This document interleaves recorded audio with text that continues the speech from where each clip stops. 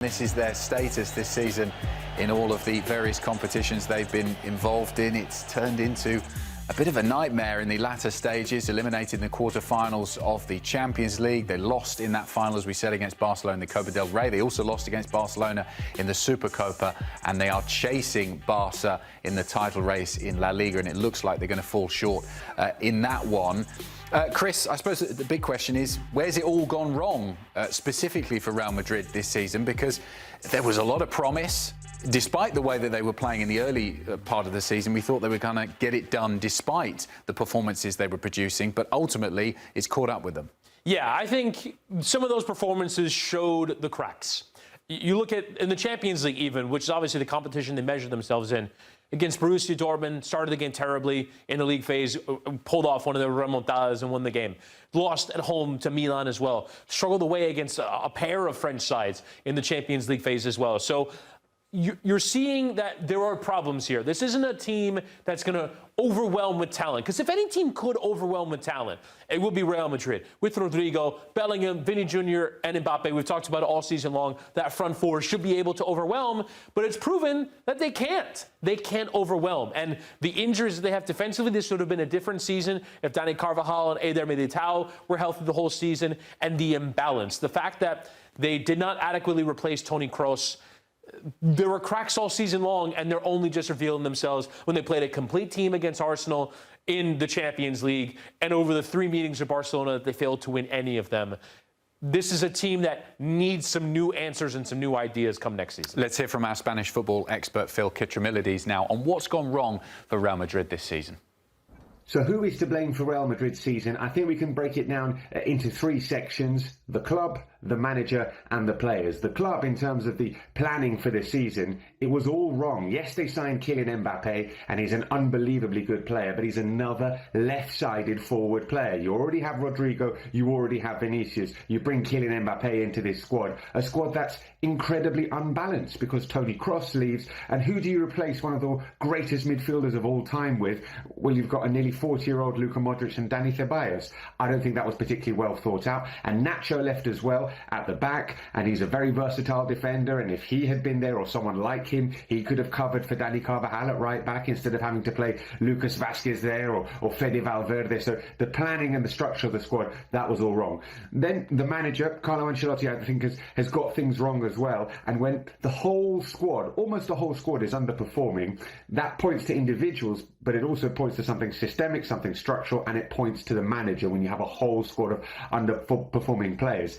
And they have been underperforming. You look at individual players across this season, and I know Kylian Mbappe scored 34 goals in his debut campaign, and there have been individual moments when Fede Valverde has been brilliant, Jude Bellingham's been good, but overall it has been a poor season on individual levels. So the players have been underperforming. Carlo Ancelotti hasn't been able to get the best out of his players and this squad, and the club didn't plan for this season well. They gave Carlo Ancelotti a really imbalanced squad. So I think it's a factor, all those 3 factors coming together, and they've seen Real Madrid, it looks like, having a disappointing season. The caveat being, of course, they can still win the league.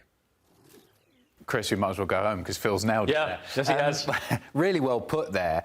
When we look at the final, the most recent game in the Copa del Rey against Barcelona, who do you think the finger of blame and, you know, the 3 cases there that Phil mentioned, who was to blame for that performance? Was it Ancelotti? Was it the players? I mean, Barca played well in parts. They got the job done. Yeah. But who do you think in the fallout of that game is going to get the blame? I think Ancelotti will probably, because you can only sack 1 manager as opposed to get rid of 10 players. But I think looking at that game, Ancelotti is trying to play the hand that he's been dealt, which is to say that if you look at that first half, they were soundly outplayed, they were outpossessed. Barcelona were controlling the game, they were dictating the game. And Real Madrid can only really do what they do in moments. They can't do it for 90 minutes against a side like Barcelona. And so at 1-0, to get to 2-1, they were very good in coming back into the game. You look at, obviously, the fact that Mbappe doesn't start. He comes on at halftime. For Rodrigo, which I thought was an interesting one, they didn't go to a front four. They tried to maintain some of that balance in midfield, and they finally gained a foothold in the game. I thought they were going to go on and win it in normal time, and then Barcelona, a moment of magic from Lamine Yamal to play that ball over the top of the defense, and some of those defensive issues get exposed. But I think looking at this game, it really comes down to the fact that Real Madrid are unable to control games with the ball. You allow Barcelona any amount of time on the ball, they just are a chance creation machine. They're going to get after you, and it's going to be very difficult to hold them out. So I think the fact that because Ancelotti feels like this is what is needed, they can't control games. That, for me, is the biggest issue. With the ball, that they have to give it up and really play on the break, which you wouldn't expect for a team with the level of talent that they have. You mentioned remontada there and the comebacks. Is part of the problem also for Real Madrid? And we've seen this not just in football, we see it in other sports as well. These teams and players who have this kind of mythic ability to come back from nowhere and get the job done.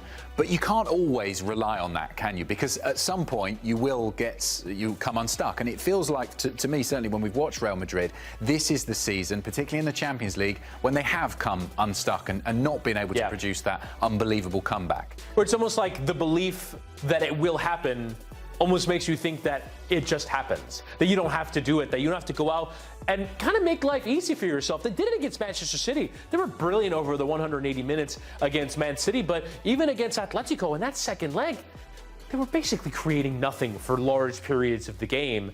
And I think that is a real concern. When you look at, we just saw Vinny Jr. on the screen. This is a player that thought that he was not just going to win the last Ballon d'Or, but the next one and the one after that.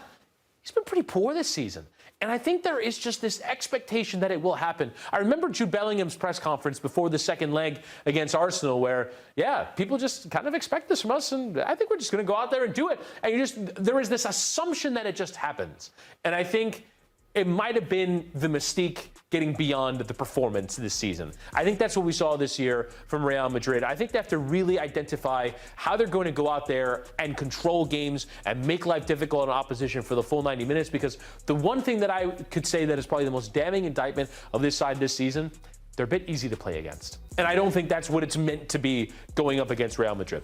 One of the figures that, surprising to me, hasn't been spoken about a bit more is Florentino Perez. He hasn't exactly covered himself in glory in terms of the PR tactic this season, particularly prior to the Copa del Rey final, with all that talk about the referees.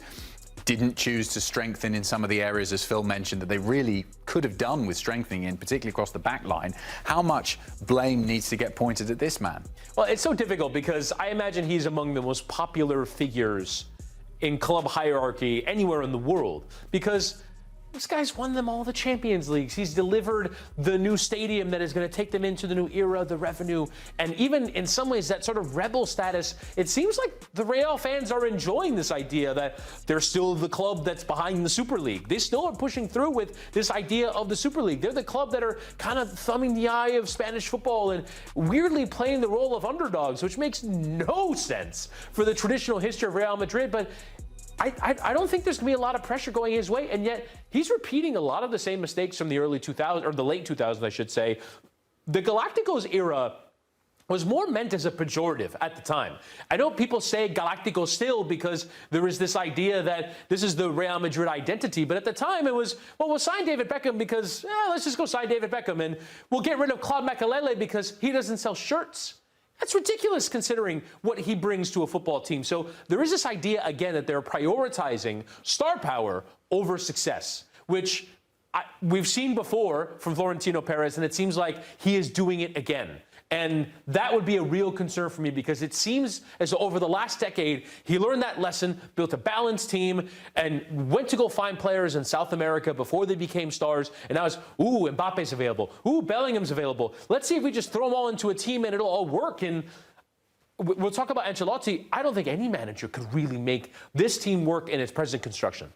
Because the reports are nigh now that the end is nigh for Carlo Ancelotti. There has been a lot of links with the vacant Brazil job. Some reports already that those discussions have already taken place, and there has been an agreement between Carlo Ancelotti and the Brazil national side for him to take over that job.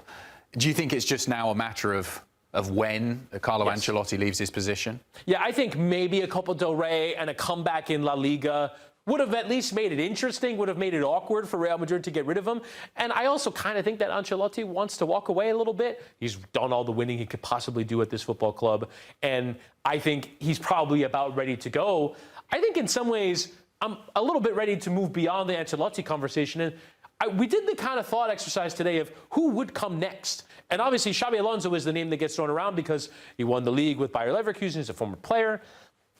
There's something that just doesn't convince me about Xabi Alonso to Real Madrid. Let's talk about what a Real Madrid manager needs to do. Number one is have a history of serial winning, of just winning above everything else. Doesn't matter the kind of football that you play. It just matters that you win.